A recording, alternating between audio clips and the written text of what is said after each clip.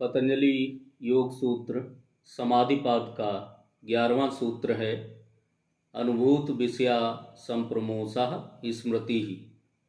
इसका शब्दार्थ है अनुभूत अर्थात प्रत्यक्ष अनुभव किया हुआ, विषय अर्थात इंद्रियों का विषय जैसे रूप, रस, गंध, शब्द, स्पर्श। असंप्रमोषः अर्थात न छूटना या सुरक्षित रहना। स्मृति अर्थात स्मरण शक्ति।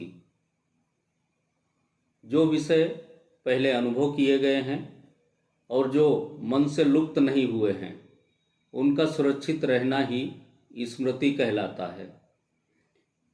योग दर्शन में चित्त वृत्तियों अर्थात मन की 5 प्रकार की गतिविधियों का वर्णन किया गया है। समाधिपाद के 6ठे सूत्र में कहा गया है वृत्तयः पंचतयः क्लिष्टा अक्लिष्टाः, अर्थात चित्त की 5 वृत्तियां होती हैं। उन 5 में से 5वीं वृत्ति है स्मृति। जब हम किसी विषय जैसे दृश्य, शब्द, अनुभव आदि को इंद्रियों के माध्यम से ग्रहण करते हैं तो उसका संस्कार चित्त में सुरक्षित हो जाता है। वही बाद में स्मरण रूप में सामने आता है। जैसे बचपन की कोई घटना, कोई गीत या किसी प्रियजन की बोली हुई बात, ये सब वर्षों बाद भी हमें याद रहते हैं क्योंकि ये अनुभव हमारे चित्त में सुरक्षित रह जाते हैं। यही स्मृति है। स्मृति के भी 2 भेद हैं।